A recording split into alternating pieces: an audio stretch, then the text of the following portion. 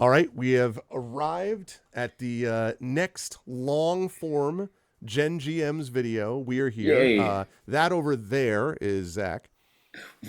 Is this the right Yes, direction? you're right. Yes. How did I know? How did I know that? I can't see what you see. This is Greg over here. Hello. Yeah, we're doing this a little bit differently. You may notice that we've been doing a bit of experimenting on how to actually record this where the look is best for all of you, and we've tried it with different resolutions and like one person speaks and the other. So now we're doing the extraordinary split screen. We even tried having Zach fly out here so we could record live, and we have tried absolutely everything. So we're doing all Yeah. that. And it has had success. I mean, I want to send a shout out just to everybody who has joined us. We are now up to over 70 subscribers. I think we're at like 72, Yeah. 73. So we're closing in on that big 100 sub milestone, which is awesome. A Mm-hmm. lot of people with comments. The shorts have been doing great. So thank you to Live Suing, who's been doing the shorts work. That has been Yes. awesome. And before I'm going to ask you, I'm going to cheat and ask you one question before our normal method of asking questions, which is, Yeah. did you know that your glasses were as unbelievably awesome conversation starter? Because everyone wants to ask about the glass. So can you want to tell people about what the glasses are all about? Because I feel like serious Uh, like these are just glasses, right? But like those, I mean, are, you know. when you did that, your eyes like fish-eyed out of your. If I just do that, the thumbnail will finally, haha. Suck it, algorithm. What do you got? Um. I mean, I kind of don't want to tell people about my glasses so that it will remain a mystery, Yeah, and that's we'll true. just continue. You That's just true. got to find them, guys. If we can when we maybe like when we hit a certain milestone, like when we hit like Yes. 500 subs, There then you you will tell the go. story about the glasses, Yes, right? let's do that. 500 subs, and I'll talk to you guys all about where I got my glasses from and how I came to this decision. Okay. That's perfect. That's good. Because in the Yeah, meantime, people no. just can't decide if they like. They all think they're amazing. They just can't decide what they think about them. So Yeah, I yeah. mean, same, honestly.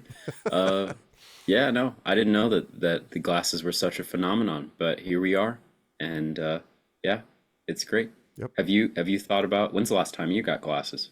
Actually, not that long ago. Although I'm due for another appointment. I think this year because I go every 2 years. But when I got I got progressives so that I could actually do the reading thing as well. Because I was not. I've Oh, had regular glasses like for distance since I was like 5. So like my hmm. whole life basically. But as you get a little older, it's not as easy to be able to sort of read easily. Is that Um, so? yeah, that's what happens. Just so you know, this is what Thanks. awaits you down the line. But I was not, given my profession, I'm constantly like, reading like clips, reading things and like reading excerpts from things and looking up at the glass. And I'm like, I am Hmm. not going to be the dude who wears like the glasses in the chain. I am not doing that. I was just like, I draw the line. So I got progressives, and so those really work well.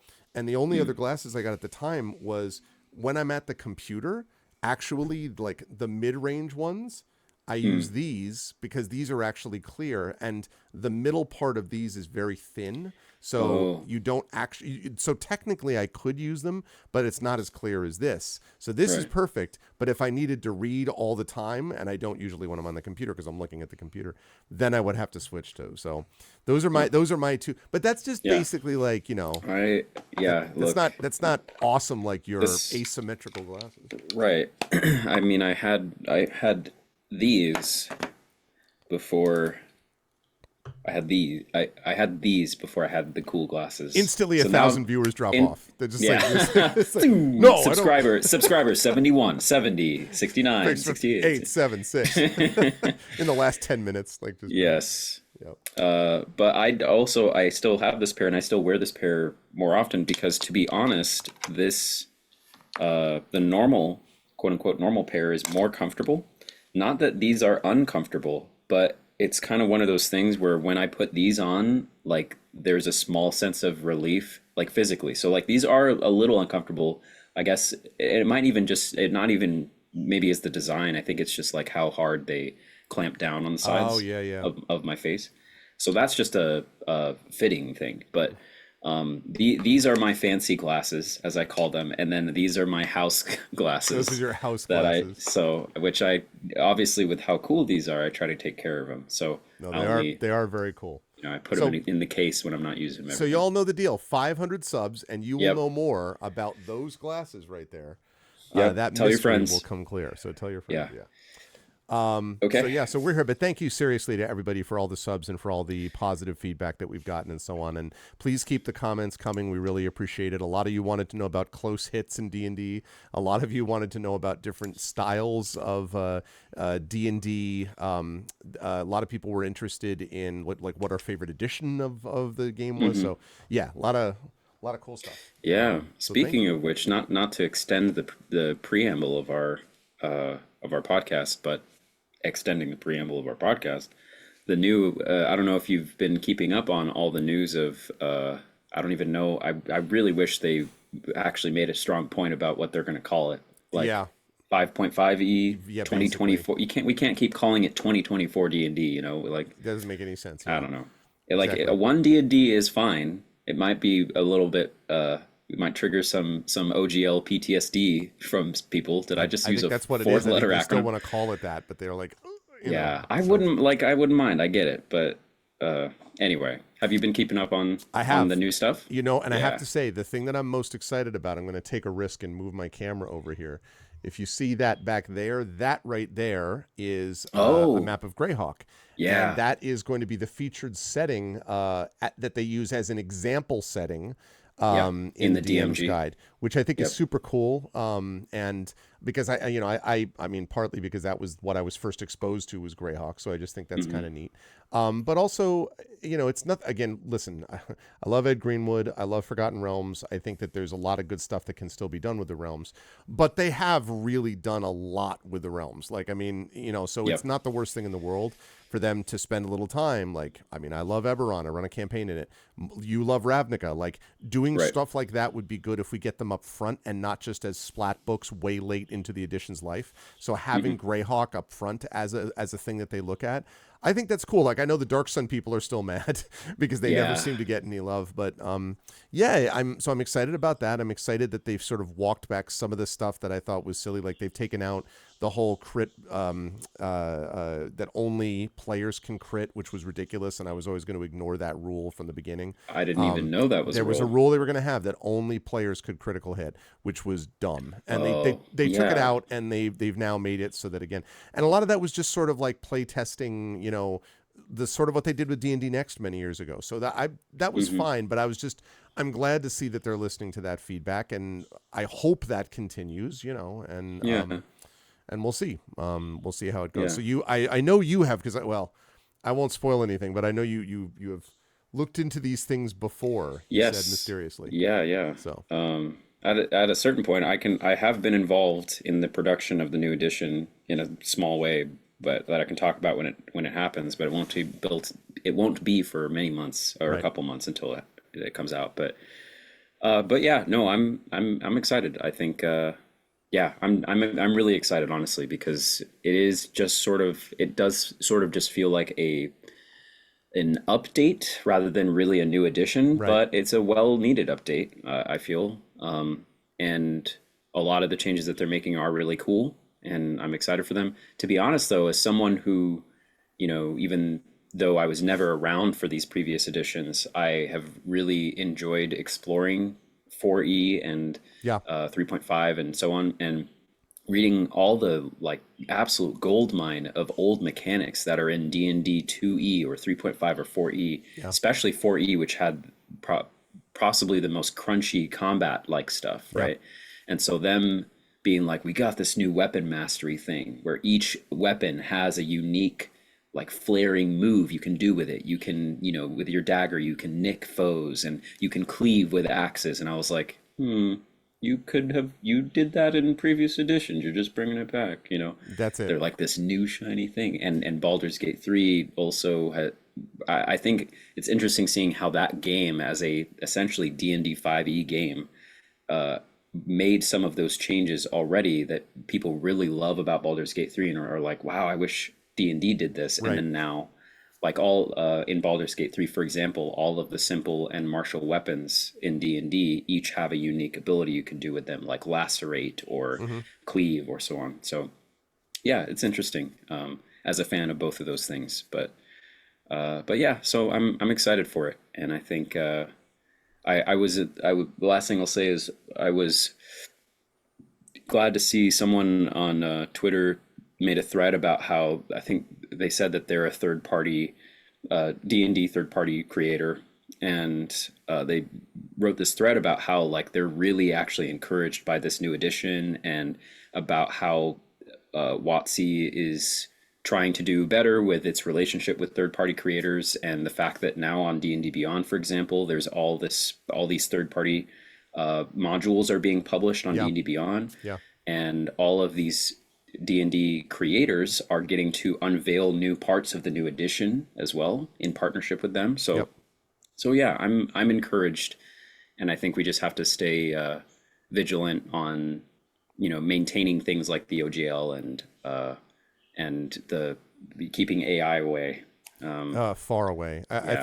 I think the bean counters at Hasbro have kind of lost the field temporarily, because the pushback on the OGL debacle was so and justifiably overwhelming, Hmm. that WotC sort of, I don't want to say WotC, but the designers, let's put it that way, the Chris Perkins of the world, right? Like those folks sort of seized back control, in my view, and like Yeah. temporarily. Now again, that's ultimately their paychecks come from the top, and so we'll see. But I think you're right. I think the Hmm. big threat is AI, to generative AI specifically, to that and to a lot of other Right. things, and that that is a fight that we'll have to continue to fight. But yeah, I agree with you. I'm generally sort of heartened about it. I'm excited to see what that sort of update, this sort of infusion that we get during a period where it's coming off a period of strength. You have to remember, right? Like fifth edition is coming off of a largely commercial failure for fourth edition. Like fourth edition, Hmm. they struggled. Again, commercial failure is relative. They still sold, but they didn't sell anywhere near what they were doing in sort of previous Right. editions relative to the A lot market. of people still played 3.5 anyway. And or went over to Pathfinder and all Right. that. Right. But then fifth edition,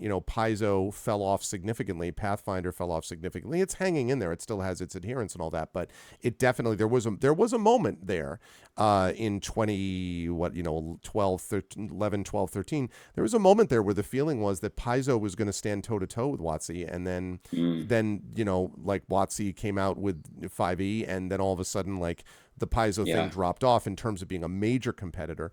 Yeah. And And then Critical so Role and exactly, and Penny and a couple other Acquisitions things. Incorporated kind of Yeah. Yeah. smoothly Yeah. went over from that. Yeah, but so like they ended up with a situation where now they're working off of, theoretically in quotes, a strength, right? And they're working Right. from a very commercially successful edition. And now they have to navigate that, as opposed Yes. to But forget everything we did with the last edition. Like right. here's, Yeah, which is what a happened the last time. commercially and mechanically successful edition, but a very controversial company history in the last 10 years, Yes, that's right. That's right. And a lot of So, third parties that are challenging it, with Tales of the mhm. Valiant and, a number of these other places that are trying to take it on. So, which, listen, and that's a good thing. Like you and I both like D&D quite a bit. Yeah. But it is a good thing, just objectively, to have other games challenge the market and to keep and to push them. Hmm. There's nothing wrong with that. And it's not a matter of they're going to destroy the game or the hobby. It's nonsense. Like they need, WotC needs to be pushed. Like they need to be pushed and have people challenging them. And I think that is, learning from the debacle that was 4E, gave them a lot to work with coming into 5E. And so hopefully learning from this OGL disaster that came about meant that now things will be much better going forward, I hope. So, Yep. we will see. More to talk about in the fall. It's going to give us a lot to talk about regardless, Yes. with that stuff. And So, I was going to mention too, as you said, Chris Perkins, who I still haven't met. I have met Jeremy Crawford and Ed Greenwood very briefly, but it's so like that someone is so deeply rooted in the history of D&D and like behind its design philosophy, where it's like I've been reading a lot actually about the history of Drow and the Underdark, and to be honest, like very very controversial. Sure, they had their lore changed, and there's a lot of like risque elements about how Drow have been portrayed, yeah. Yeah. admittedly and truthfully. But I like a lot of things, honestly, about the risks that people took with portraying a culture that is like that. Yep. So there are some things that I want to, I was like, wow, I want to cherry pick this for how to like build an evil nation and stuff like that. I thought And it was cool. yeah, absolutely. And Bob Salvatore, R.A. Salvatore, Right. is And then responsible for a lot of the Drizzt sort of and nuance of that commercially and otherwise. exactly. Yeah. Yeah. So So now I want to read. I don't know a thing about Drizzt. I don't even know how Drist, to say it. yeah, Dristo Worden, and it's worth reading a couple of those books, Hmm. because you learn about the 10 towns, and that setting is very cool anyway. The spine of the world, like Icewind Dale, all of that area Oh, is which I very didn't very even know cool. that that's a part of, Oh because yeah, Icewind Dale is a whole 5e module now. absolutely. Icewind That's Dale how and the I know spine it of the though. world are North Forgotten Realms, so like Right. that's as far north as you get, and when you're up there, yeah, that's cool stuff, and But that's sort of that's where Drist is, that's from the like that's books. that's the books. Oh, Yeah, oh yeah, he introduces okay. that, the 10 towns, the a lot of the stuff that happens up there with ice dragons and stuff. Yeah, no, Mm, that's all Bob sort of like filling out the mm, world that was obviously originally conceived by Ed, and Ed right. obviously was responsible for sort of talking to them, and he's good friends with Bob. But yeah, Hmm. so anyway, But as I was going back and reading the lore from that book, look at the credits in the front, and it's like Jeremy Crawford, Chris Perkins. I'm like, man, these even since 3.5, even before, obviously before 3.5, yeah. especially with Chris, Yeah. Well, he was all the really way back to young when he Dragon got involved with Magazine. them. Really Yeah, young. yeah. So yeah.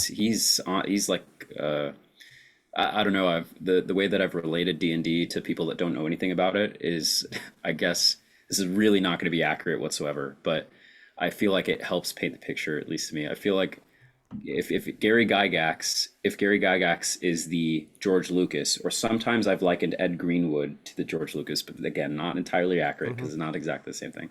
Then I really feel like Chris Perkins and the rest of the modern team are sort of the Dave Dave Filoni. Filoni. You Yeah, know what yeah, I yeah. mean? Hmm.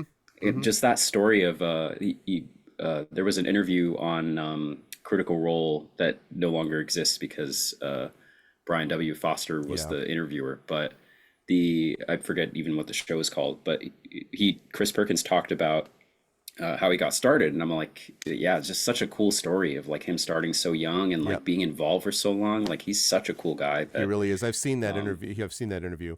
And yeah. from a DMing point of view, I think I've talked to you about this before. Now, obviously, Mercer's brilliant. I mean, no Hmm. question. There are a lot of great DMs that do a lot of great work. For my money, the one that I learned the most from as a dungeon master in terms of like celebrity people is Perkins, because I think, does he have the acting level or the voice level that Mercer does? No, obviously not. Matt Mercer just did Vincent Valentine in Final Fantasy VII Rebirth, okay? Like Yeah. Mercer's at a different level for that. But if you want to talk about world building, working with the party, and like understanding mechanics and challenge, and how to sort of weave those things together, I think Perkins is unmatched, on that score. Yeah. And so you could say maybe like he and Mercer are like 1 and 1A or whatever, but I have enormous admiration for Perkins as a DM.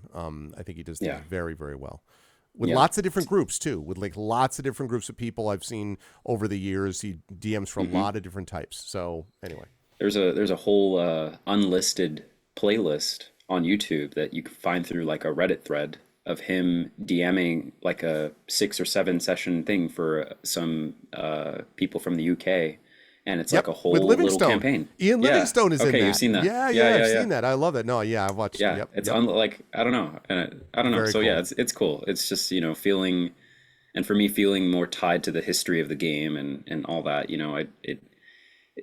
There a line that WotC or D&D could cross that would really put the final nail in the grave for me? Sure, yeah, but Yes. man, it doesn't feel good to still contribute to this history, 50 years of this game, and try to improve it and you know, I don't know, be a part of that story that's been around for so long. So I I don't completely know. agree with that, on all levels. So I know we're doing much longer intro than we usually Yeah, do, no, I mean but that we're was a whole chatting question about D section and D there. stuff. Yeah. But one thing I want to throw out there, if I can take a moment before I forget, Hmm. which is, since this is going to be coming out when it might still matter to people, because you mentioned going to England, I do want to do a shameless self plug for my By the Dice Roll actual play group, which consists of the people that I've played with on the GOG Comms Twitch channel.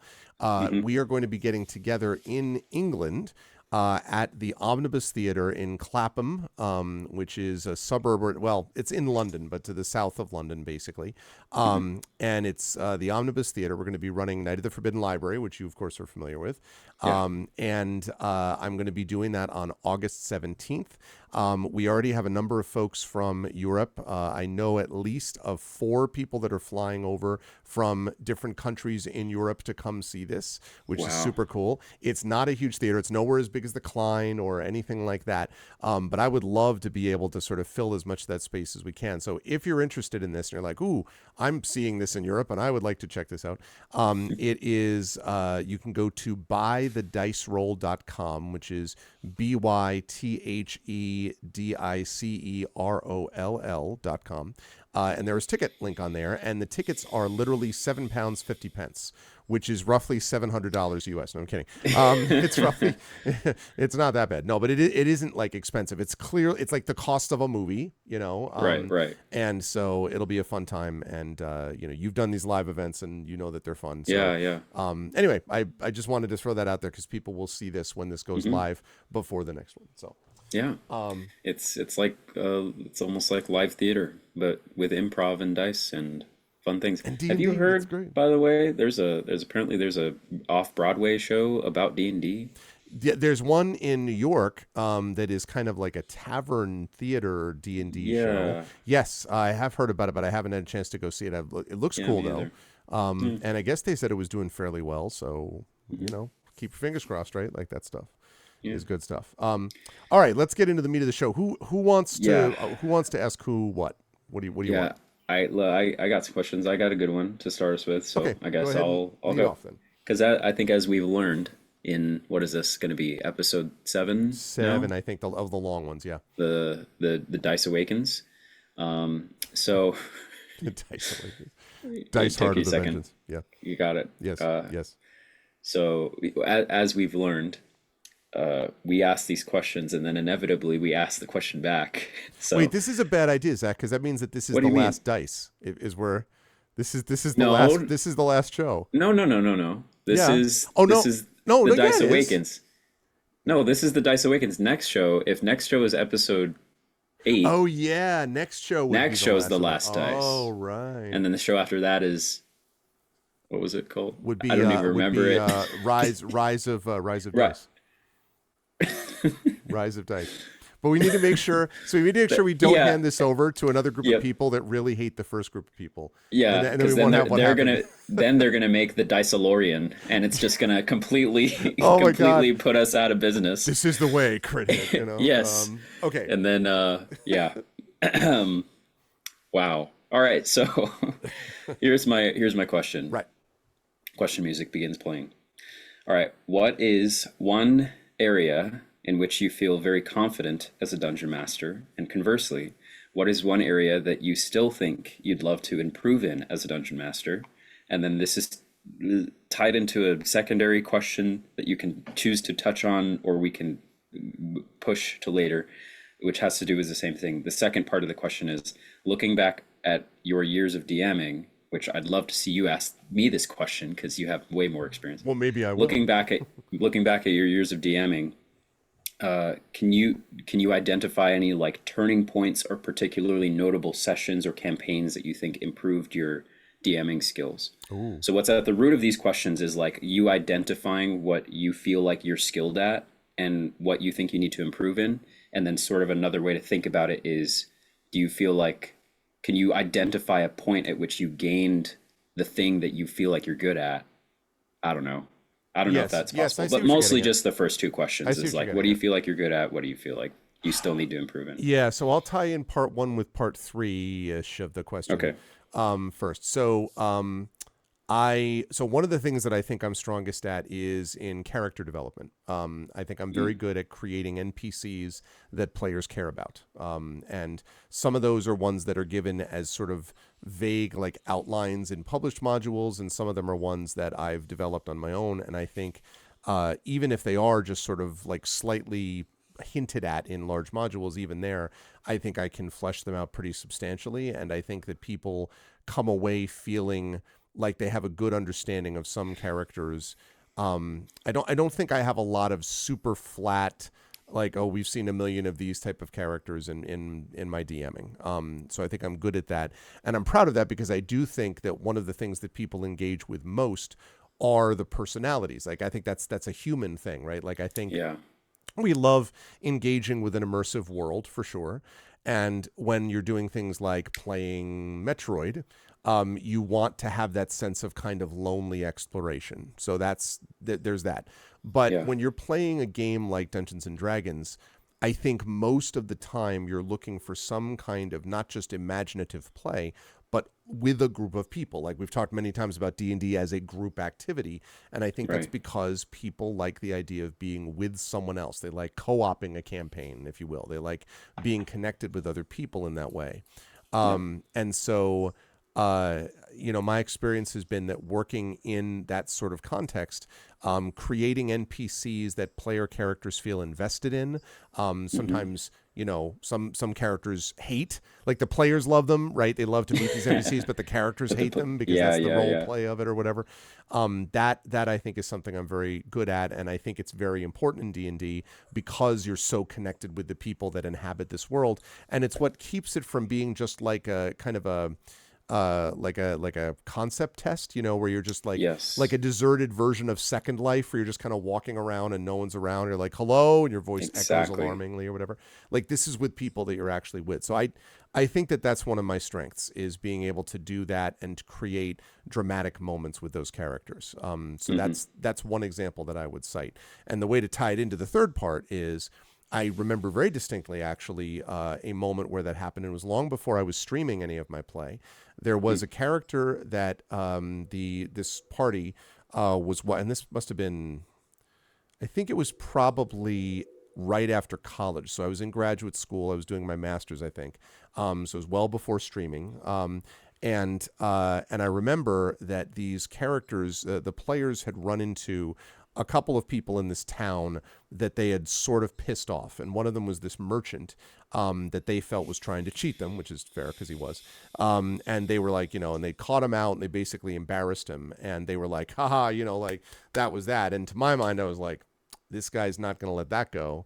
Right. And so there was an ambush where they walked into this alleyway, and then this guy who's this very sort of like, it's so pleasant to see you. I'm glad that you've made your arrival. It's unfortunate that the arrival will be your last. Perhaps the items that I sold you, which will no longer function, might be of useful to you. Like this whole thing. So like he had Hmm. basically like screwed them over, and then he screwed them over again because the stuff they got from him, they thought he was just overcharging them, but they also were defective items and stuff. Wow. And then he had these barrels of pitch set up along the alley, and like he had these archers rained. So it was like it was a Dang. freaking mess. Like, and they did, and so they got out of it.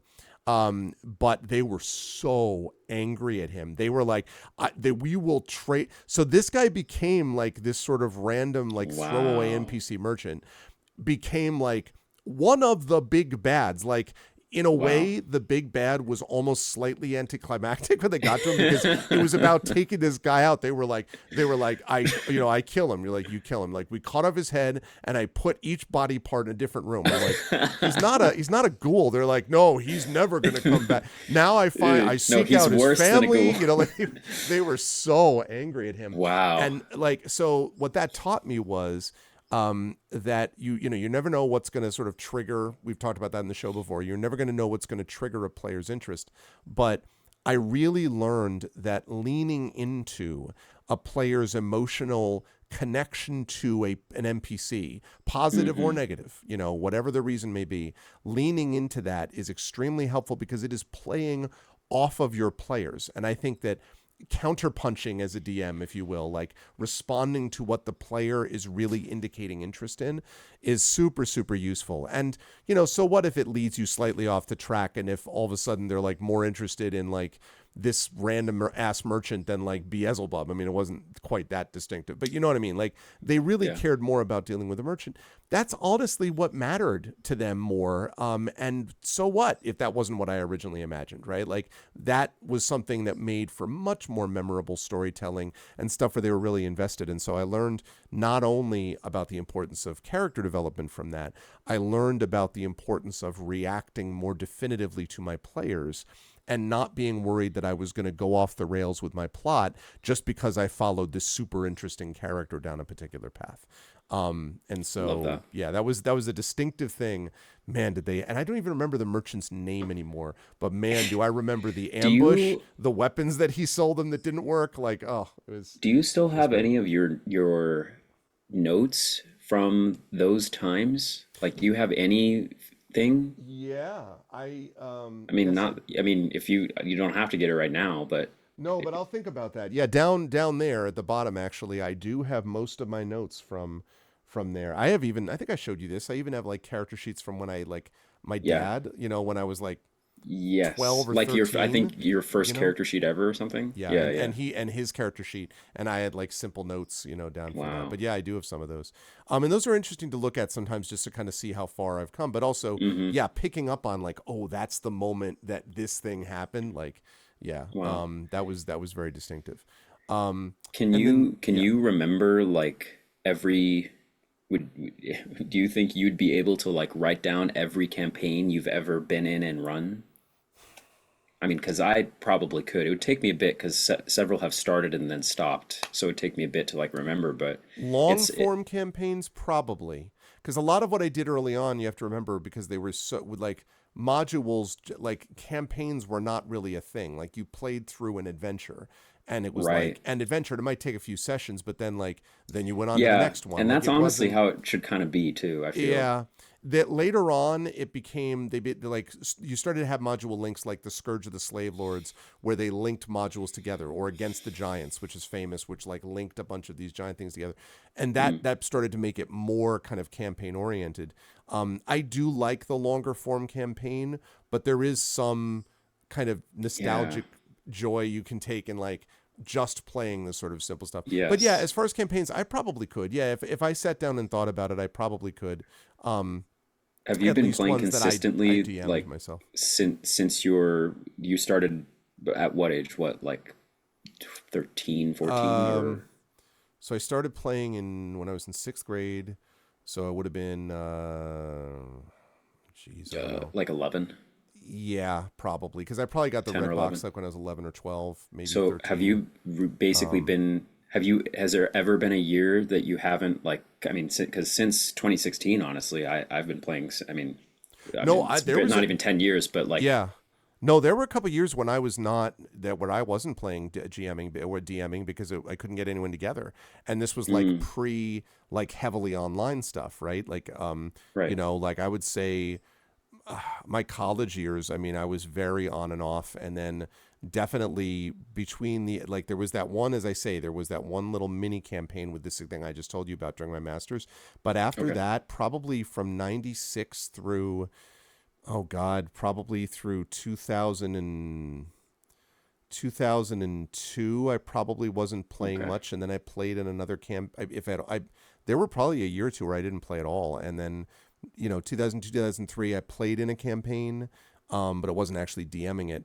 And then honestly, the stuff that got me really back into it was when it became easier through streaming. And I thought maybe I'll stream a campaign like this. Wow. And then all of a sudden it just started to pick up from there. And I started to be able to do in-person stuff again also. Mm, Um, so yeah, that's another reason I'm grateful to the whole Twitch live streaming experience, honestly, because it allowed me to connect and start doing this much more easily. Like it's just a yep. lot easier to get people together no matter where they are when you're doing it online. I mean, I still love the in-person events, obviously, but it was a lot easier, just being like, get a webcam, get a mic, sit in front of a computer wherever you are, and let's play. And that Yeah. that definitely made it easier. So, Yeah. all I, right. So, same question to you. I got to ask you then, like, yes. what Yeah. what um what would you say? Oh no, no, you. I'm sorry. You asked Yes. me first. You But asked me about the thing that I need to improve on. yeah. But before we move on, because well, I was going to say something about what you said anyway, Oh and yeah. then we can. So the yeah, I couldn't agree more about it's I think it's really interesting too that you bring up the idea of when you have character development, NPCs, and so on, and how it livens the world and makes it so that it's not just like a blank world simulator. I just had that experience today. I for 5 hours today at work, I was running D&D, and well, 'cause I'm running D&D for teens that have never played, but they have to learn how to become dungeon masters as part of this program. And I Right. was just telling you about this. Right. And so I've been running the game for them pretty consistently now when we meet, so that they have some concept of what D&D even is, and they can start to pick up on stuff. And today I literally had that moment where there's that sense when you're in the seat, and I was describing, I've set them in a module from Keys from the Golden Vault, actually, Yep. and I have the map printed out of the mansion, and it's like a heist, and they're going through the mansion, and I just could sort of feel and see on their faces, especially again, it's very poignant with people that have never played, especially teens. If they're not interested, it'll be very visible. You know what I mean? Yes. So I was just describing empty what as I would flicked down to the page. I was like, okay, what is in this room? Because it's a kind of didn't necessarily prepare or anything either. I was just confident in my ability to read, oh, D27, that's this room, okay, what's in here? And then I can just tell them. And then I flip down, it's like the room is empty, there is this and this. And then I was just describing that to them, and I was like, there's nothing for them to bounce off of here. And they don't know enough about the game yet to bounce off of each other. They don't know anything about role play or like coming Right. up with Right. conversations to have. So I threw in my favorite DM PC, which is this talking bag of holding. And bam, like all of them lit up. They had something to bounce and interact with, and the entire table now wanted to do so many different things with the bag. Like they were like, "Whoa, wait, he's a bottomless bag, like Mary Poppins." And so and then I used him as the vehicle to describe what was happening in the mansion and what he had seen and what was Nice. going on. So it's Nice. like I literally had that happen today of what you're Nice. talking about. I couldn't agree more. Of like, and it's those things where I even though I DM so much, I just sometimes forget stuff that's just so obvious. Like you give people an empty room, they're not gonna have as fun a time as having a personality or a charisma or a persona to bounce off of, Well, the other thing So is too, just briefly about that for a lot of people, the environment snaps into place around a person within that environment, right? Like right, you can yeah, imagine, yeah. like, I love this particular place wherever it is, but you love this place because you were with this person who was in it, or you Mm, associate it with a person that you were with at the time. And that mm-hmm, can be a romantic relationship, or it can be a parent or a brother or sister or best friend, or it can even be someone that may have become an enemy. And therefore, going back to that place is then configured in your mind differently. But we have a tendency to kind of conceive of these things as snapping into place based upon the people that we're with. Now, sometimes you go to nature and you're just off totally on your own, and like that can yeah. happen too. But for a lot of these places, the environment for us takes life when it is inhabited with people that we remember as a part of that life. Mm, Um, and so that I think is really important to remember, that, yeah, it's bouncing things off of them, even if it happens to be a bag, right? Like an anthropomorphized bag.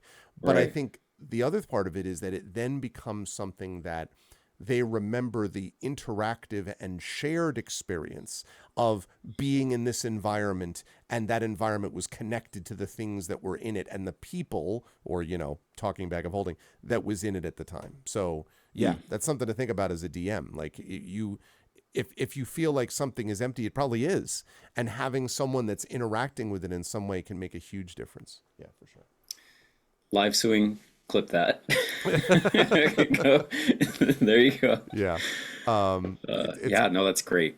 And it makes me think too, before I'll answer my own question, yeah. or you can talk about the other part of the question, but makes me think about a phenomenon. I don't know if you've ever had this happen, but sometimes I would be listening to a podcast, or sometimes I listen to YouTube videos.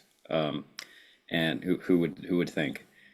Yeah, I mean, Anyway, listen, YouTube. while I'm walking around in a location, like I'm walking in the city, for example, in San Francisco, and what's strange, or in my neighborhood or whatever, And what's strange is that when I then on a later day return to that same location, as I'm walking through it, the memory that hits me is of the thing I was listening to at the time. Yeah. You know what I mean? Yeah. So that same effect of when you said that it's the people that are in the place that helps you remember the place, I think makes a lot of sense to me because when I go to a place, I don't necessarily remember the place, but the memory that comes to mind is the thing that happened there or the Yeah. person that I met or the story that I heard, you know? So Yes. Yes. Absolutely. it's interesting. So yeah, so you should. I'll answer the thing I need to get better at in a Okay. minute, but you should first answer your own question about Sure. what's your great. Give me an example of one of your great strengths, and do you remember when that Um, strength was developed in you? yeah. So I think I'd have to think a bit because I I pride myself, but I also think it's a bit of a double-edged sword that I say that I'm kind of a jack of all trades, a Zach of all trades. Zach of all I'm trades. like a level two bard that gets half proficiency in every skill, you know? Okay. That's literally the jack of all trades trait for bards, by the way. Mm-hmm. Because I can voice act characters, that's cool and great, but I don't really feel like calling that like my big strength or anything. Sure. And I also have had great characters with development. I love mechanics. I love designing custom magic items. I do it all the time. It's Mm-hmm. like one of the funnest things to me is like understanding the 5e system and then creating an item that interacts with the system in Yeah. an interesting way or Yeah. breaks rules in a cool way.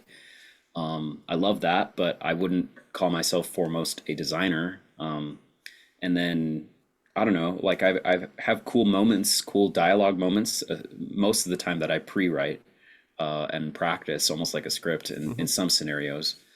But yeah, I don't know. So I think I don't want to say that my strength is a little bit of everything.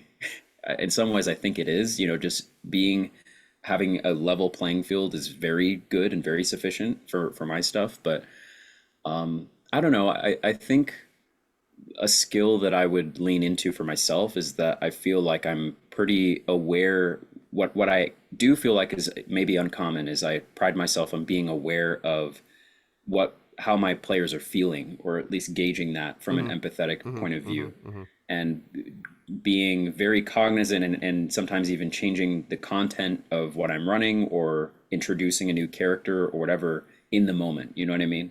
So I feel like I have a good skill at sensing what's happening during a session the moment it is happening Mm-hmm. and shifting in a direction to adapt Right. very quickly. So I feel like adaptation to, you know, if a session's going badly or not as good as it could because of a certain issue, such as, you know, a bunch of empty rooms and seeing how it's just bringing down morale's not the right word, but the spirit and the passion for the game, Right. then I'm like, okay, what's another tool in my toolbox that I can pull on? So I guess my ability to be able to pull on all the different things that I can do and feeling like I can adapt within a session, you know. I know for others, maybe their strength is after a session has finished, perhaps noticing how that session went and then preparing for the next session in Right. a way that improves. But I feel like one of my skills is sensing in the moment, you know, how things are going, throwing things in and adapting on the fly to what I can. And of course, yeah, voice acting's cool and throwing in characters and character development's awesome. But I don't feel like I mean, as far as like a notable moment or a turning point for that, I feel like I, I don't know, I had the very first campaign that I ever ran, the opening of it, I did they started in a village and I let them explore the village for a bit, but then the campaign started with the big bad. The big bad was a Dracolich, and I created this concept where the big bad of the whole campaign came in during session one and burned down the village that they start the session in, and Nice way to it's get them to hate the big bad. yes, Right love on. it. Very first D&D session I ever ran, by the way. I don't know what was going on in my mind, but this Dracolich was the big bad, in addition to six Death Knights who ride inside the rib cage of the Dracolich like it's a helicopter, Nice. and they hop out and terrorize the village on foot. And so my thought as I formulated this first ever campaign of mine that never really came to fruition was that they would defeat each of these six lieutenants throughout the campaign, and then eventually the Dracolich at the end. Oh, But that's cool. anyway, that just being an example of like, I don't know, I see cool cinematic moments and create my sessions, or I tend to create my sessions around those, Hmm. and then adapt in between them.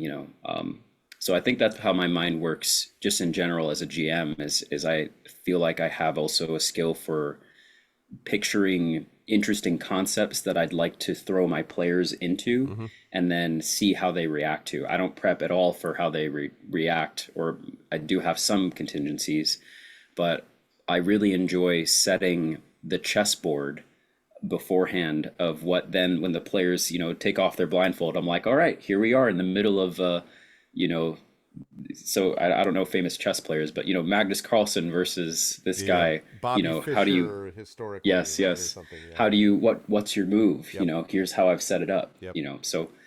So yeah, I think I my skill is just kind of jumping around, doing a little bit of everything, and bouncing and weaving between it all. But I think this is actually a good transition point for me. I'll address the second part of my own Okay. question, and then I'll pass it to you. Because of that, I think the double-edged sword of it is I've described to several people at this point that I really still feel like I'm in my infancy as a DM. Like it's been almost 10 years. It's not really, still not a long time, but I even feel that sense now where I'm thinking about how much longer I'm going to be DMing, and compared to how long I've already been DMing, it's going to Hmm. be a long time, Yeah. I hope. And I don't know. I think there's a lot that I can improve on. And I think really what is the next step for the kind of GM that I am is doubling down on the specific stuff. You know what I mean? So, as someone who's described himself as having a little bit of everything and feeling very confident at adapting and weaving between different things and pulling on things in my toolbox, and not just being like, oh, I'm the voice actor guy, or I have really strong NPCs, or my Right. world building and Right. lore is like Elden Ring level or whatever. I think really the next step for me and where I need to improve is at a certain point being pretty good at everything stops you from being great at something, you know what I mean?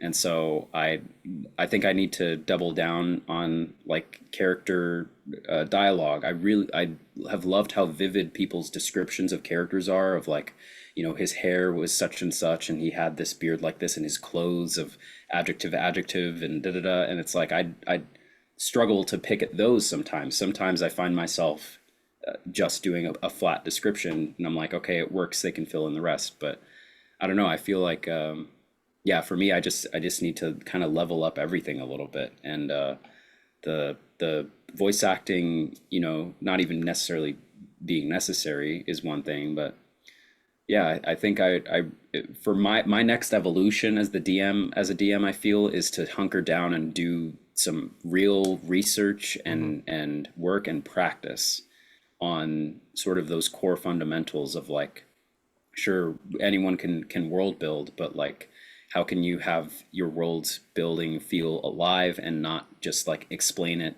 through, sitting down and talking to people for 10 Right. minutes, Right. so yeah, I feel like the next thing I'm excited for, I think if I had to choose one that I really want to improve at, is the kinds of descriptions that are very vivid and that really immerse people in the game. Sure. I I tend to take a lot of shortcuts when I'm like, all right, you're in a mansion, you enter a room, and then I describe like two things, or if I'm running a module, I just describe what's in the module. And I find myself wishing that I could like describe something in a more poignant way, like how something smells, or something that's intriguing. So Yeah. I think what it boils down to is I need to read more because I Yeah, think that that's the best way helps. to improve. I mean, yeah, But that helps. I mean, I would say that, like, yeah, like the classic from a writing point of view is that you want to be able to hit a lot of different senses, mhm. and that thinking simply of have I added other sensory details to this can help just on its own. So if you're thinking like, "Ugh, Christ, do I have to like absolutely do like five different visual elements? The answer is Yeah. generally not. You can talk about a visual element, and then you can talk about the feel of something because you're sitting down on this rich velvet and you can feel the softness of it as you settle into the chair, or Mm, the smell, the scent, the kind of sour, sweet smell of urine mixed with blood in a basement in a horror campaign, right? Like my favorite. that, yeah, it's delicious, right? Just chef's kiss, no, but like Yeah. that kind of thing, can add that sort of immersion to it. But yeah, I hear you. You the jack of all trades, master of none. You want to be able to sort of Yeah. get everything. I mean, I will say though that it's easier to upgrade, if you will, and tweak and enhance elements when you don't have glaring weaknesses. Like if you're dealing Mm, with, I'm good at this, this, and this, but I am freaking terrible at pacing a campaign. If that were the thing you were to say, like, if you were like, yeah. I don't know when to end a session or start it. Like my players always take forever to Huh. get going, and then like Yeah, at the yeah. end, I don't really like I end it too quickly, or I don't, or whatever the case may be. Like Hmm. that then becomes harder because you're having to pull it together from whole cloth. Just kind of fiddling with the volume knobs or the equalizer, Right. and like boosting the bass here and reducing the treble there, like that. It seems to me is a better space to be in because you already have the baseline established of not being god awful at anything, in particular. So, Yeah. you And know, I guess before I'll turn the question back to you, it's also that position where I'm not sure that there's something I think I need to implement more as a method of improvement is a method of feedback, a consistent method of feedback, like Stars and Wishes, or I don't know. There's other probably feedback systems and stuff out there. None come to mind right now, but it's that other thing where it's like sometimes I'm in the player seat and with you as the GM or my friends or whoever it may be, and y'all are GMing and I'm eating it up like it's amazing. And I'm like, wow, you guys are so good. Like what you're describing or how you're embodying things. And then when I look at it, I'm like, well, I also do that, but I don't feel the same about how I do it. interesting. And so I'm not sure.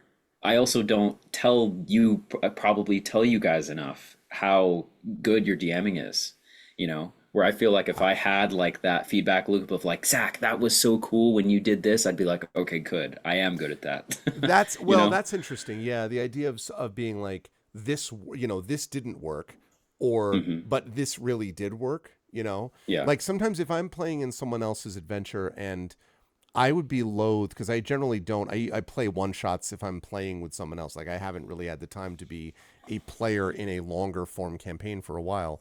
But I Hmm. think one of the issues for me is I would want to wait to give that feedback because sometimes it takes a little time to develop. Like Right.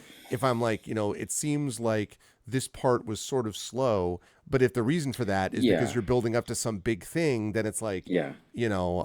but that's a good point though. I mean, and I think maybe what you're suggesting, soliciting feedback, sort of Hmm. being like, I mean, I often will end sessions, as you know, and I'll say, what did you think of today's session? And the reason Right. I do that is not because I want people to be like, I loved it and I loved it too. It's because the things that people highlight as I Yes. really liked this is Hmm. super helpful for me because then I am able to think about how can I do more of that? How can I enhance that? What is it about that made that as successful as it was, right? And if I have some big thing that I'm like, "Ooh, this set piece is awesome," and nobody talks about that thing as being the thing they like the best, then Hmm. it's another way without telling me, yeah, that one maybe wasn't. That's another way of telling me that it just didn't land for them. And that doesn't mean that it was quote bad, but it does mean that this group may be more fascinated with sort of I don't know, puzzle solving, or they really love the part where they got to have this hardcore interactive, tense kind of back and forth with one of the members of the party or whatever. That stuff is super useful for me because it means that I can then know how to go back to that. And to Yes. make sure that I do it for each player, so that every player has something that they really grabbed onto, Yep. and sort of go forth with. So that's a good thought for me to consider too about just thinking of other ways to solicit that feedback actively. Yeah. Um, So, yeah, so for you, which I'm curious to hear, part of why I formulated this question is because I find it interesting to ask someone who has DM'd for so long what they still feel like they want to improve on. I mean, and sure, we can all improve on everything, but I don't know. What's one thing that comes to mind for you? I think the thing that I'm still working on, and it comes from a variety of different sources, is I still need to be better about knowing when to move something on from a given player.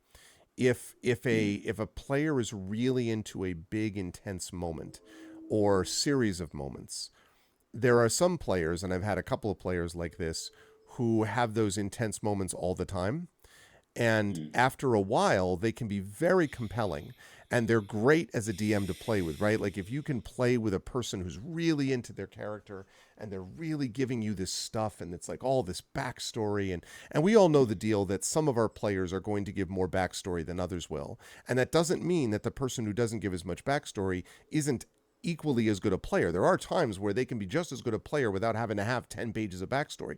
But, yeah. there are some players who like really get invested. The problem is that if I'm not careful, I will bounce off of that player and we can have this great sort of individual role playing session. But if I'm having a great one on one role playing session with a player and, 25 minutes pass and everyone else is sitting around, yes, that can be compelling, but it really, even for the players, even if the players say, "Oh, I really liked this and it was really interesting to watch," the reality is that D&D is not intended to be a spectator sport, really. It's not Yeah. intended to be something where people playing in it just sort of sit calmly and wait for their turn to be like it's not a carnival ride, right? Like it's intended to be something that we're all working on together.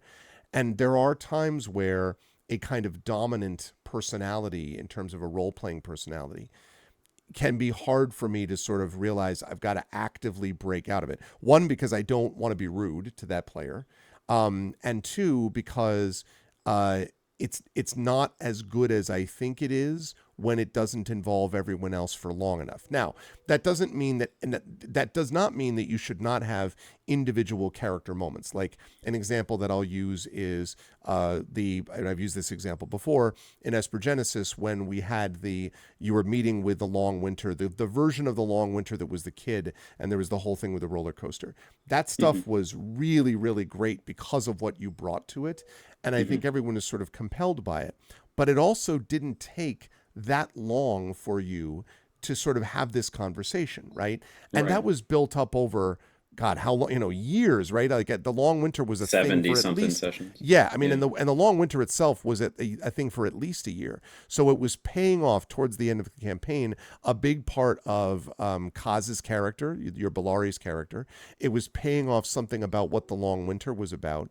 I think it was sort of thematically looking at like, what do we identify as what matters? Like what Hmm. matters to us in terms of people? How do we understand what a sense of self means and all that? So that stuff was great, but I was very conscious that I had to then be able to turn and go to the people that are not necessarily able to do that in the same way. Equally good players, but good players because they focus on other aspects. They're very good at working collectively for the crew, but their own backstory sort of recedes a bit into the background. I There have been times in the past where I haven't broken out of that fast enough, and I've almost gotten lost in the, oh wow, let's talk about this back and forth thing. And Mm. even if it feels like the other players aren't disappointed, if I look at the end of a 2 hour session or a 3 hour session and Yeah. like half of it was spent on one person, I did Yep. something wrong. And everyone will say like, well, but it's also the player. No, it isn't. I mean, yes, the player obviously has responsibility, but it's my responsibility to be the director, right? To be the producer, to go, I've got to cut to this other person. So, one way Yep. to do that is to be constantly thinking of, while so and so, I'm having this discussion, what is your character doing at this time, Petra? While this is happening, what are you doing as you're watching this interaction take place or whatever? Like making sure that I'm constantly trying to invest people in the scene. That needs to continue to happen, but it's still a work in progress because I don't want to cut anyone off and I don't want to feel like, oh, they're having a huge breakthrough moment. And then I'm like, nope, sorry, look at the time, and then I'm Yeah. like, I really still have to work on that. And that's just, it's also my personality, and you just have to learn how to roll with the punches. I've gotten much Yep. better at it over the years, but it's still something that I'd like to be better at. Um, Yep. So I'm yeah. I'm I've even recently going through the same exact thing of I'm consistently DMing a 3 person campaign. We're at session 73 now. And it was more originally it was five, or originally it was six, and then five, and then four, and then three. But yeah, same thing where it's like I just DM'd yesterday, and we had a combat that was so crunchy with mechanics. It was great. We had a paladin who, a couple paladins actually, who through use of divine smites and other smites and bardic stuff did like 100 plus damage. It was great, but we had turns that on average were like 20 minutes per Yeah, wow. person. You know what I mean? And so you see, even with 3 people, then it's like, okay, then it's the monster's turn and stuff. So then I looked at the clock and I was like, wow, this one player has been sitting here for an hour, and this is the first time. You know what I mean? Yep. Where it's like, yes, like it's all enjoyable, it's all important, it's all part of the story. Like we have to go through these rounds and stuff, but man, does and combat's an even worse example of that, of how do you fix it? You know what I mean? It's like one Yeah. thing to be the director in a role play scene where you have a little bit more freedom to decide when is maybe an opportune time to make that cut real quick. But yeah, I've been really struggling with that with combat. That's my main thing in the last couple weeks or two that I've been trying to figure out how to do better. That's where I'm running into even myself to relate to that. Just the aspect of like combat can get Yeah. so long, It can be. But I think one thing, one suggestion that might be useful for people listening to this, and I guess for you too, is that mm, one way to do that, one way to manage the combat and to sort of speed things up, um, can happen. We all know the thing about be thinking about what your character is going to do next on their turn.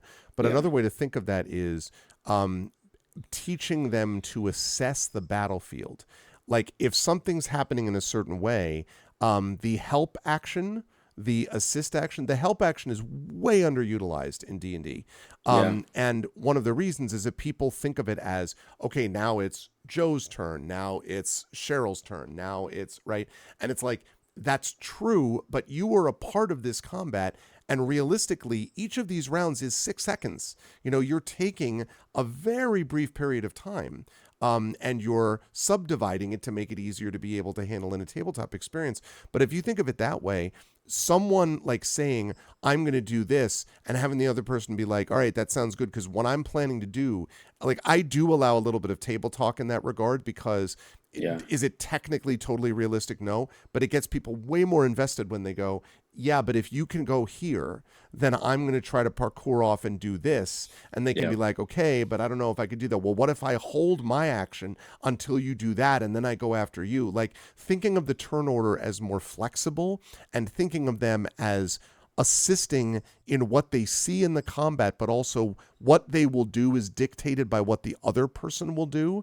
I mean, yep, that's like the best combat sequences we see in popular media tend to happen on a team level, tend to happen because the team works so well together, right? Like yeah, watch the Avengers, the Avengers MCU movie back from 20 whatever it was. That's a movie that does exceedingly well, especially towards the end, of everyone working collectively as a group to accomplish something. Or think about, if you want a very loose version of that, think about the Return of the Jedi when when Luke saves Han and Chewie, from Jabba the Hutt, and it's a mess and it's kind of all over the place. But they're also trying to kind of like, okay, you're doing this, I'm going to fire the gun at the deck, and then you're going to block, and then R2 shoots me the lightsaber. You know what I mean? Like you're thinking of it as a symphony where you're an instrument rather than everything mm, being one solo act a after the solo, other. yeah, yeah, yeah, And so that's one thing that can sometimes help is to be constantly reminding the players, be thinking about what, based on what you're seeing from this turn, what you will do to help them, suggesting to them, hey, can you place yourself here because of this? Oh, I see what you're doing, I'm going to back off then. I want to take a step back because of XYZ. That stuff makes a huge difference, if in terms of investment, and it speeds up the round because everyone is thinking about, they want to get to the next person's turn so they can see if their plan worked. You know what I mean? Like right, using emotions. yeah. Yeah. I've been considering too, especially that idea of having people do a group initiative where they it's almost like we're trying to cinematically picture what the group collaboration will look like, and then we agree on it, and then we go for the roles Yeah. and figure it out, Yeah. Yeah. And so something I'm thinking about trying next time in the vein of that is, instead of taking a person's whole turn at once, like, okay, what do you want to do? They spend 5 minutes thinking about it because so much has happened, or they didn't spend their, before their turn thinking about it. All right, you're going to do that. Roll to hit. Okay, roll your damage. Instead, maybe if there's a way that the group talks, discusses what they want to do, and then we, go back and forth, agree on it. Yeah. Great. Okay, everyone roll to hit. Okay, let's all resolve. Yeah, Maybe well, do it that is all together. exactly what Talisman Adventures does. Like what Talisman Adventures does is everybody at the beginning of the round says collectively as a group they decide what order they're going to go in, and the enemy is essentially reacting to what the other person does.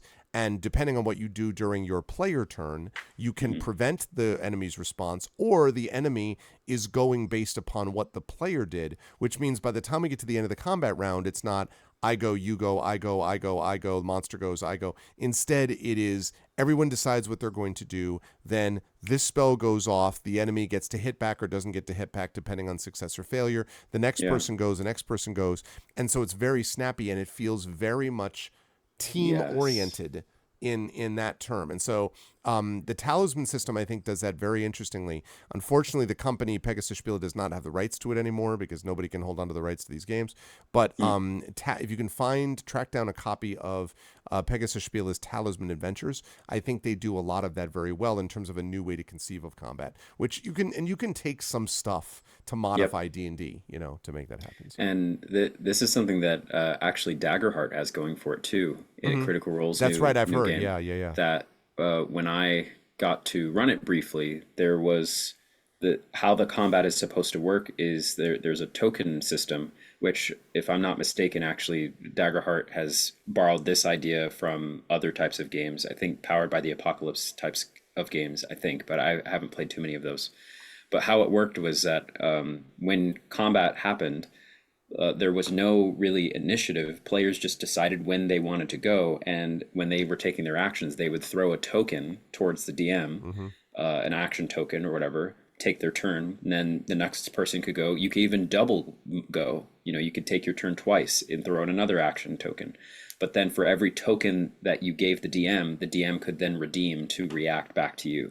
You know what I mean? Yeah, interesting. So it's like that was how they balanced it, is that the more stuff you put in the pool, then the DM could then take back and throw back at you. Yeah, yeah. And so it was a very loose system. I have a feeling in the updates that they've done to it, they probably tightened it a little bit because it was just this condition of like, what happens if you have a player who wants to take 3 actions in a row and then what the other player doesn't speak up and gets nothing.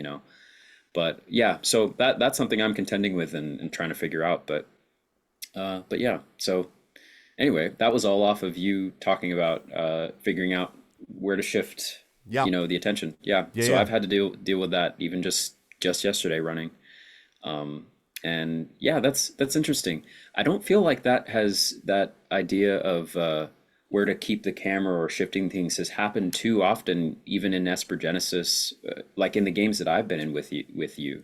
Do you feel like that's happened probably in other campaigns more? I Or are think there other systems like when you do Shire Adventures maybe that like have yeah, a lot of or individual scenes? Because yeah, I I don't know. mean that can sometimes happen. I mean, or if I'm playing D&D with viewers with my chat where Mm, it's kind of like a pickup game of D&D, and so we don't know each other as well and like I because a lot of see. this is like player choice, right? Like that I like see. I especially ran into this. I shouldn't say I ran into it just earlier. So there's two answers to that. One, that the second thing is, the old classical music saw, which is if I don't practice for a day, I know it. If I don't practice for 2, the conductor knows it. If I don't practice for 3, the audience knows it. Mm, That's a little bit like this too. Like I'm yeah. conscious of it, even though I think the players now probably generally aren't, but I'm aware of it, and I think it's like itching powder. Even if the players don't specifically know, oh, this is because we spent too long like in this interaction with each other, they'll be like something felt vaguely off or I didn't really invest and this becomes harder obviously when you're dealing with like 5 or 6 players. and you're trying to balance it so that everyone gets their own time, which is why I strongly encourage pairings or like triplets where you have groups doing like three of us are going to go do this, two of us are going to go do this, or the whole group is doing something, so that there's not a bunch of six individual vignettes that you have to deal with. Although, those can work in certain limited scenarios, but like, so yeah, I'm glad that you have not noticed it, but it's something that I'm still aware of, that I have to be Yeah. careful about. Yeah. Especially, Same. and a lot of it is player choice, making Yep. sure that like, and for you, you don't have that situation because it's if they pay you, then like you kind of have to deal with the Yeah. players that you got. Yeah. I have the luxury of being able to make decisions and like invite people and sort of that I know or that I think will work well. So, Mhm. um, so yeah, so let me we've gone for a fair bit, but let me ask you one question which might be much Yeah. faster. Cool. And we'll do that to sort of wrap up. So, All right. um, so this question is a little on purpose vague, and it's because I don't know what exactly you would sort of tie this together, which is, Hmm. do you have topics that you don't want your games to address or deal with or cover? And those can be based either on your own experience as individually, you'd rather not deal with that stuff, or because you've had experience where whenever that topic comes up, like nothing good ever comes of it, and like the players are dealing with Mm. that. Do you have topics that you ever avoid? And second follow up question to that is, if so, what happens if it does come up? Like, what happens if the players are like, I really want to talk about this, and you can have all the session zeros and all the, checking Yeah. in and lines and veils that you want, but there's going to be stuff that's going to come up sometimes that you wouldn't have anticipated. So, are there topics you don't want to deal with?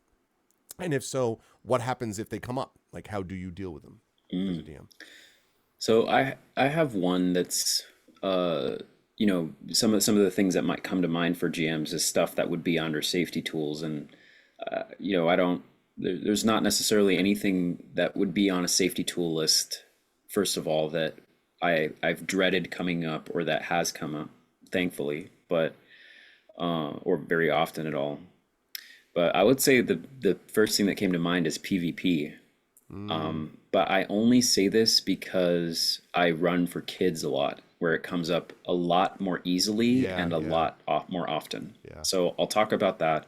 But also, as you were asking the question, my brain flipped a little bit and I started thinking about topics that I wish came up more, Oh, at okay, the table. okay. And I'll talk about that. But anyway, so yeah, with PvP, yeah, I'd love if there was some weird controversial thing that gets brought up at the table that, is, I don't know, that people want to talk about or is taboo or something. I don't Right. know, but no, not really. In my experience, a lot of it, a lot of the sort of intense or awkward or difficult moments have been incredibly unique and situational Okay. and or sometimes personal or whatever. And I couldn't even think of a specific one right now without getting into like I have to reference this and then this happened and this history between this person and there's a lot of situations like that where you're dealing with just like player dynamics, I Right, guess. right, right.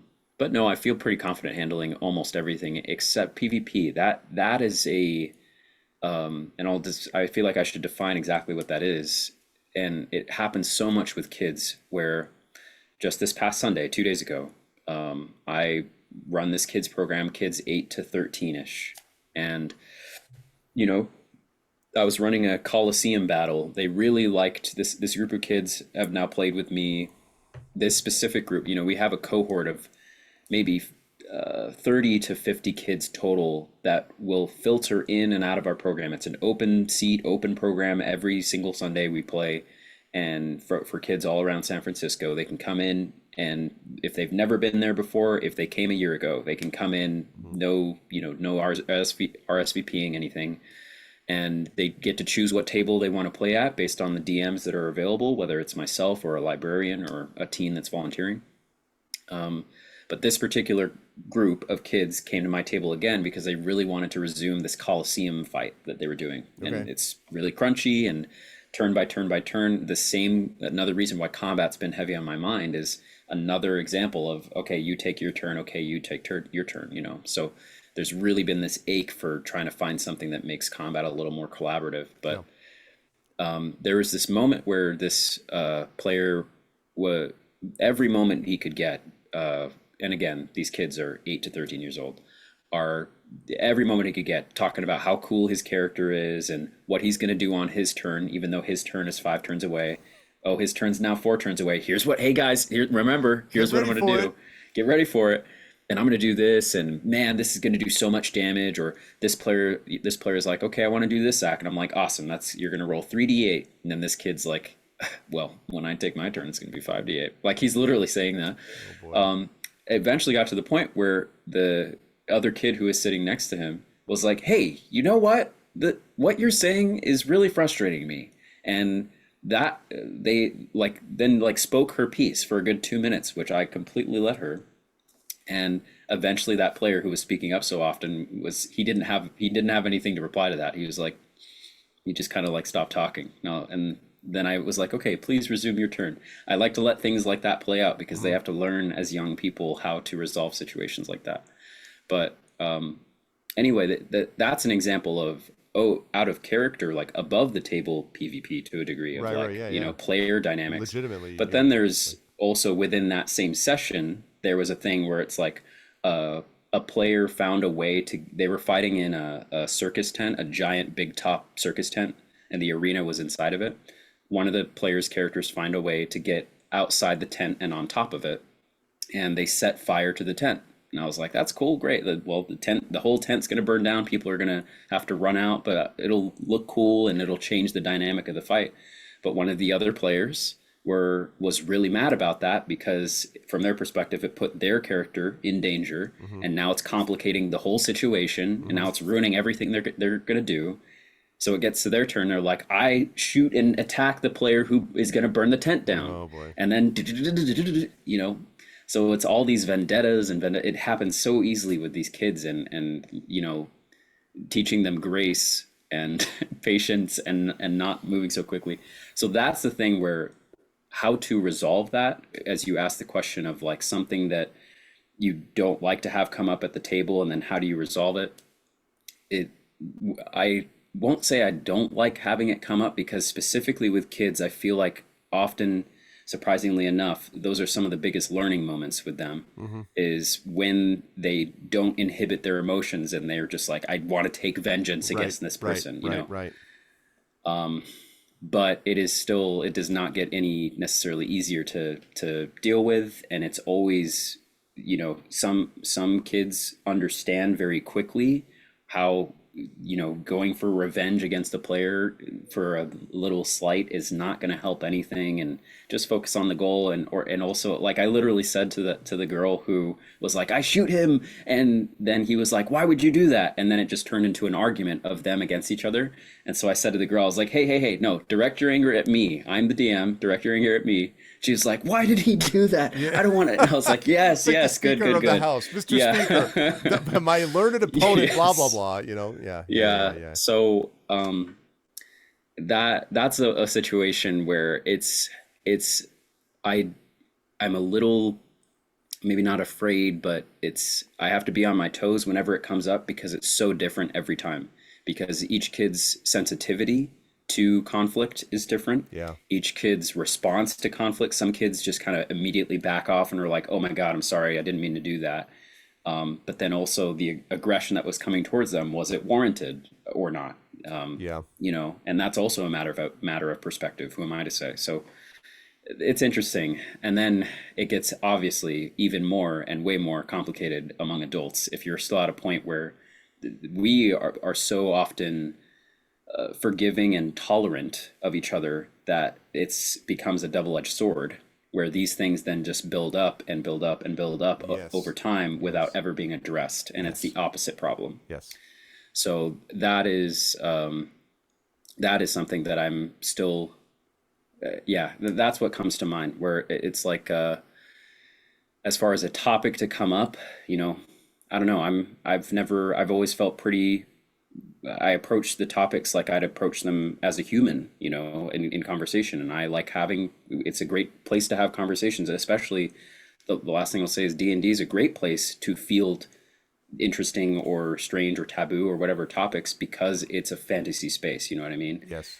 Making sure you navigate it so that it is still within that realm of your imagination and not like turning it into a real argument, which it is, but it isn't. So that's the thing is I guess the lines and the veils, ironically, between what happens in the game versus out of the game, and resolving it, and how personal and how unique each of those conflicts can be, Right. and when it comes to player dynamics. But no, there's no specific topic that I have dreaded coming up, or that Okay. has come up, or and I guess the before I pass it back to you, what you made me think of is some of the some of what might be thought to be the more controversial or topics that would be hard to handle or whatever, when they have come up, have, like I've said, come to such learning moments for kids. You know what I mean? Like, for example, there's been more than one occasion when running D&D for 12-year-olds where the topic of death comes up, whether it's their character's death or whatever. And like I've had one player who, their character was going to die, and at first they were absolutely terrified. And I was like, well, wait, okay, there's some steps to this. Your character's falling unconscious. Your friends are around you. They're gonna heal you, and like, helping them understand, from the objective cinematic point of view, this character death is super dramatic and cool, Right. but you don't, you're not going to feel that when your character's dying. Right. But then this same player was like, well, wait, could I play a ghost for a bit? And I'm like, you want to? And they're like, yeah, that's cool. I want to know what that's like. And so I want to know what that's like for an 8-year-old of like being a ghost. Who knows that could Yeah, have that's so many super. psychological things, But boy, but that's important though to be able to kind of yes, like give them, as you say, like a safe space exactly. to be able to approach these things in that way. Yeah, that's interesting. Yeah. That's So interesting. like, yeah, death has come up at the table, and not too many things with gender or anything. But that is one thing that came to mind with when it comes to games, not necessarily with kids, but I don't know, more with the general tables that I run. I wish stuff that what I have been feeling like I want to explore with a table is like what it still means to be human or not, or Mm, like the lengths that a character will go to, or how far they'll change. Not really talking about gender anymore, but like what it still means to be human. Like this concept of, will you become the monster that you are trying to defeat in order to defeat them, sort mm, of thing. That's mm. something I'd love to explore. Like the topic of, I guess controversially, what it might be filed under to a certain degree would be like body horror, as an example of like, will you become a mind flayer to stop mind flayers, Right. or Right. would you, if you're in the nine hells, become a devil or whatever. So that's the sort of topics of like, changing what it is to be human and exploring the human psyche and like becoming monstrous. That's something I wish came up more, is like taking this pretty beautiful picture that everyone has of their characters and starting to alter it and morph it and change it, and see what gets spat out the other Yeah, yeah, end. yeah, yeah. And But is the character core resilient enough to deal yes, yeah, from the player point of view to deal with that morphing, like as you're going yep, through it? yeah. Yeah, yeah, yeah. So yeah, that's my thought. So for you, is there a topic or thing that you don't like to come up, or that has come up over the years that you've found difficult to deal with, and how do you?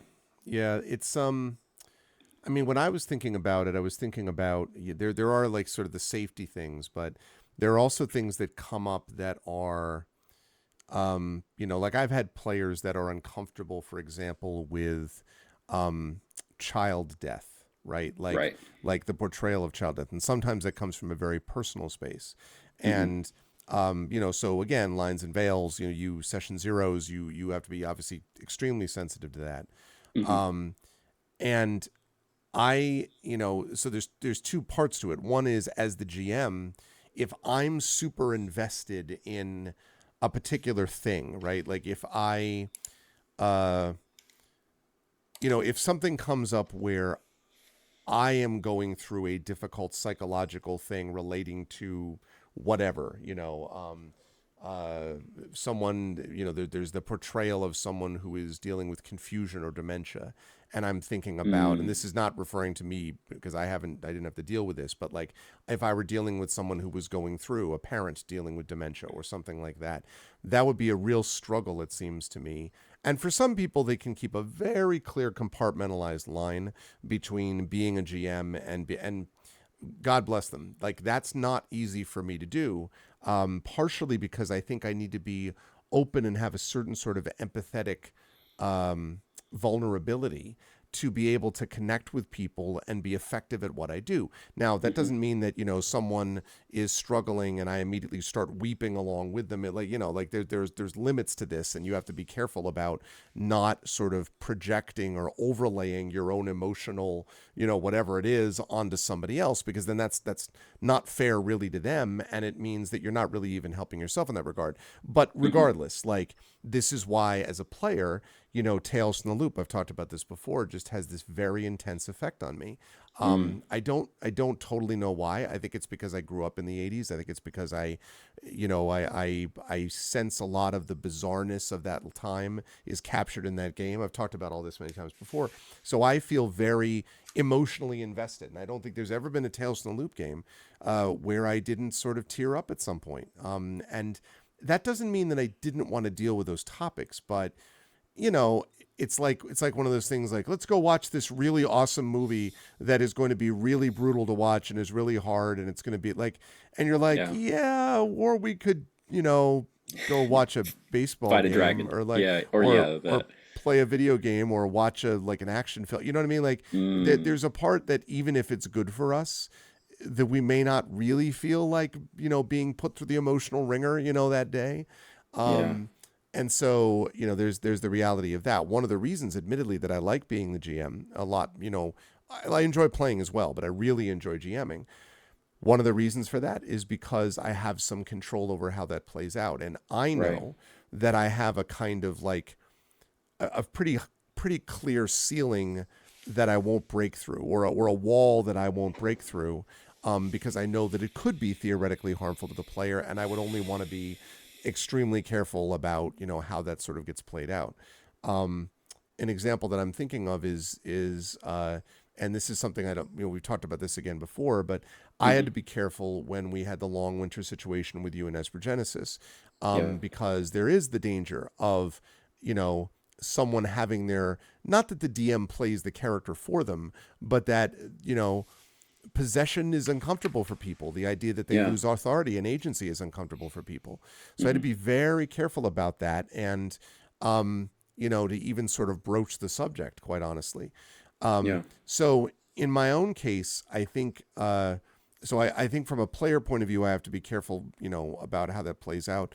And then a GM point of view, I have to be very sort of sensitive to that. But the other thing that sometimes comes up is if there are very different mindsets about a given circumstance, right? So you have a player who is very invested in vengeance, and they really want to get vengeance. And as a topic, I mean, I teach revenge tragedy, right? Like, I don't, fine, you want to get vengeance, that's something to explore. But if I know for a fact that there's another player who has like been dealing and struggling with, maybe even there's a history of abuse or violence in the past or something like that, and the player has expressed that to me, but for quite obvious reasons has not been like, hey, let me just tell everyone about all the trauma and abuse that I don't want to talk about or whatever, then what do I do about that, right? Because if if I just sort of like, oh, this will be fine, that vengeance thing is off to the side, so it's never going to come back and intersect the player. I mean, if the other player is as invested as we want them to be in the experience of the campaign, and if we don't want them tuning out while it's not their turn or while they're not on stage, that's what we talked about for the first half of this show. If we want them invested, then that means that we can't just be like, oh, I'm sure it'll be fine because the vengeance thing is over here. So I want to be careful about topics that are not likely to, I don't want topics that are likely to divide. I don't want topics that are likely to make people feel like they're going to have to take sides. It's why I don't run murder hobo campaigns. Everyone says like, oh, it's fine because everyone wants to do that.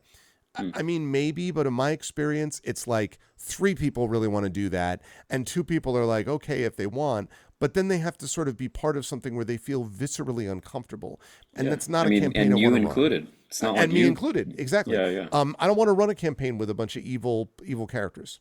Sorry, yeah. like I don't want to run a chaotic evil campaign. I don't want to be that guy. I don't want to have see what happened. Like, oh, we can just try it out. I'm not in any way making moral judgments about it. But for me, I think A, I don't want to do it because it's not something I enjoy watching. But B, I think it's very hard to keep that thing as centered and in the tracks as you think it Yeah. is. And that's what I mean. If there's a topic that I think is likely to go way off the rails, boy, I better be real sure that I can trust the group of players that I'm with. So if I have very potentially divisive play styles or potentially divisive kind of character arcs, um, Yeah. that's something that I have to really talk about people with, because I don't know that I'm comfortable watching that unfold, and I don't know that I have a good way to say that I've learned how to deal with it, except to try to really prepare ahead of time, and then to Hmm. build enough trust that if I say, listen, kind of going to have to fade to black on that one, that Yeah. I have enough trust that the player will go, okay, and then later on we can talk about it and talk it through and go, listen, here's what I'm worried about, and then you usually can work it out. What you don't Hmm. want to have to do is have that conversation in the middle of a game session where everyone else is like intensely focused on whatever they're focused on. So Right. you have to build that sort of foundation of trust, but that is something that concerns me. This sort of topic, you're like, whoa, whoa, whoa, whoa, Yep. that that's what I was thinking about. And I think it maybe has more to do with theme than anything. And it's Sure. made me think that, well, maybe not more than anything, but I don't know. For example, the campaign that I'm running right now, that's 70 sessions in, it started out as like a magical school Harry Potter kind of campaign.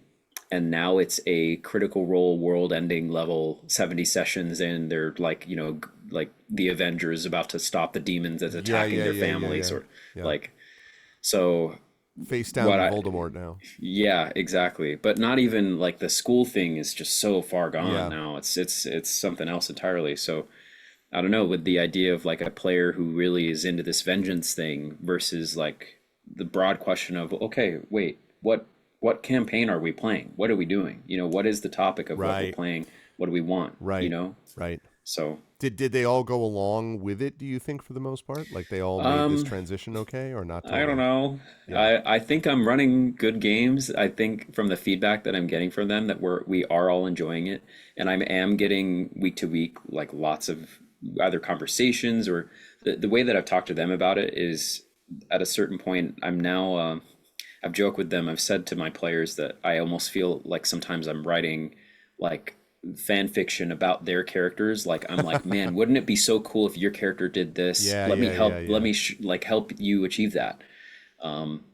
So we're I it's at this degree where with this campaign, once it comes to an end, I think I'm going to make a stronger decision about how I want to do something like that again. But this campaign of 70 sessions that I've been running has just gone every which direction, and a lot of them have been personal decisions that I've made about where I want to go versus necessarily where they want to go. And yes, sometimes it turns out that they really enjoy what I prepared because sometimes I'd like to think that I prepare things that everyone's going to like and Hmm. that are cool concepts, but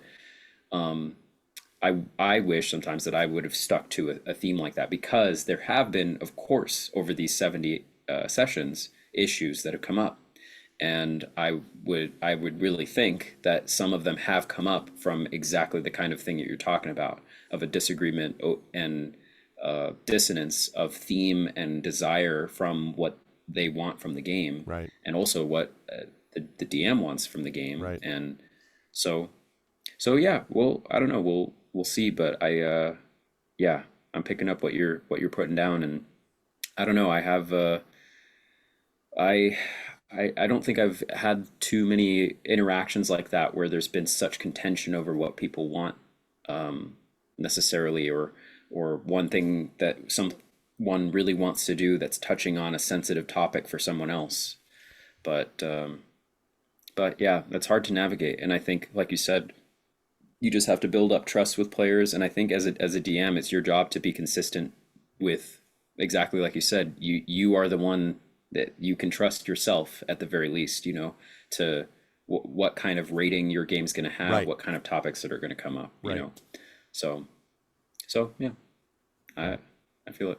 But Well, I feel like this has been yeah, good. But this is we great. we probably have come to the end of it. I think we've been going about like hour and 25 minutes, hour and 30 or I something like guess that. so. But cool stuff.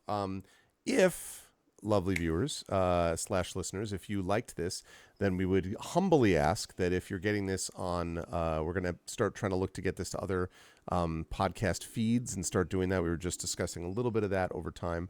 But the best way you can help us in the short term is to obviously, if you haven't subbed to this channel, please do it. Please spread the word. Let people know about that. We love all the views that are coming in the shorts and the gradually increasing views in the longs. We understand there's going to be fewer of those because it's a Yeah, longer of course. commitment, but you can come back to it. And just continue to kind of build buzz around this, and please do throw questions our way, because we often ask questions in our short video titles, like what version of D&D is your favorite, or what's this or what's that, and we love that you get answers to that, but we'd also love questions from you, something that we could kind of incorporate into the questions that we ask each other. So but most of all, thank you, I think, for listening and checking us out and subbing. And Zach and Hmm. I will be back in a future session, and I'll be Yep. back with that guy Zach, And this guy, Greg. and we will see you down the line. Bye Goodbye. all.